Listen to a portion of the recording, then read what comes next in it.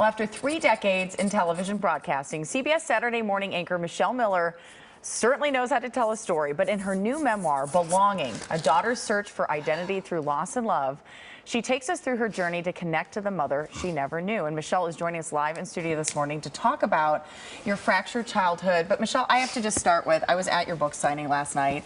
Amazing. You seem so happy. Has this been a relief to you to get this story off your chest? You know, I didn't realize how much I needed to get it off my chest. My husband told Mark. me, yeah, Mark Morial, he said, I'm so proud of you for doing this because I know it was something that was weighing heavy on you for years.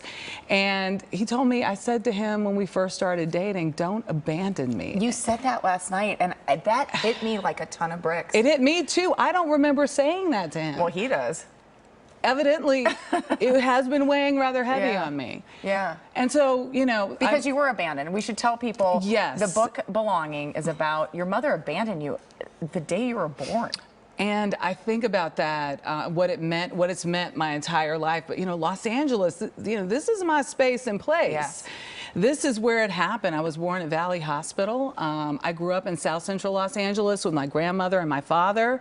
After my mother told my dad that she could not be a part of my life. And that was primarily because her parents just found out that she was dating an African-American man, and they thought, it's him or us. And that's, I mean, when you think about that, you're talking about a time period where a lot of people now, this generation, may not understand. Your parents were not allowed to be together. Your father was African American. Your mother was of Hispanic descent, but she presented as white.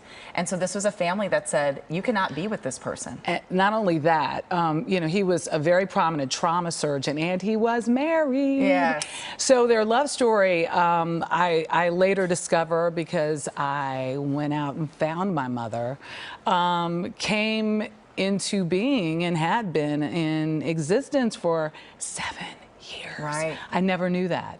And my father told me when he became ill with prostate cancer, he told me, go out and find her. Mm-hmm. You need to know this about story. Your health history, yes, too. Yes. It was one of the reasons, because he was ill. But you know, so many families keep these things secret. Mm-hmm. My dad never really talked to me about his relationship, never talked to me about those times, never said much about my mother.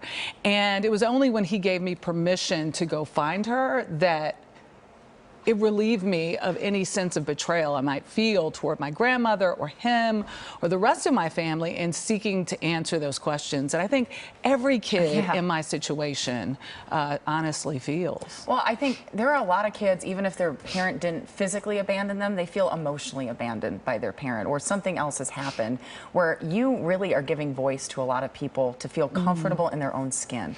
Well, I've always either had a real problem in my own skin or absolutely lived in it. And I think that I live so out loud. I mean, if you watch... Oh, you do. And that's what I love about you so much. But you do too, and that's why we bonded. Yeah.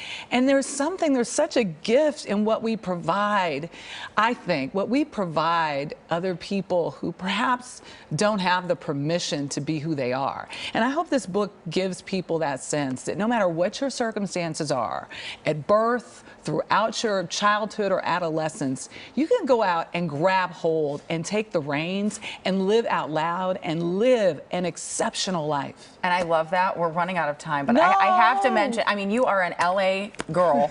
You grew up in South Central. You had Big Mama, your dad's mom, who raised you.